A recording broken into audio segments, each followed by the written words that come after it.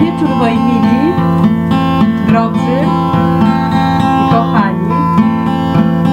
Chciałam wam dzisiaj zaśpiewać piosenkę Krzysztofa Klęczona pod tytułem Biały Krzyż.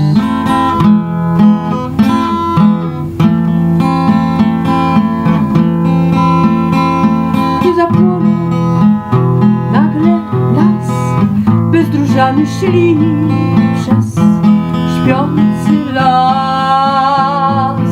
Pod rytmem młodych serc niespokojne dni odmierzał czas.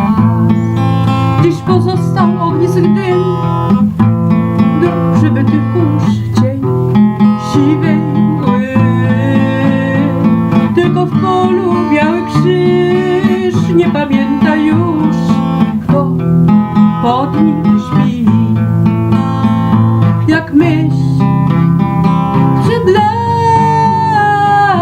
jak wspomnieć lat, wraca dziś pamięć o tych, których nie ma.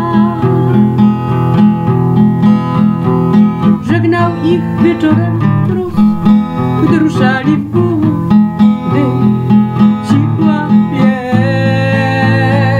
Tylko w polu biały krzyż nie pamięta już, kto pod nim śpi.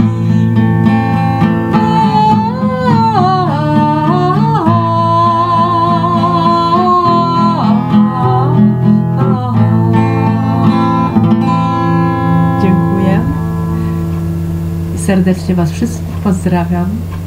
Życzę spokojnej nocy.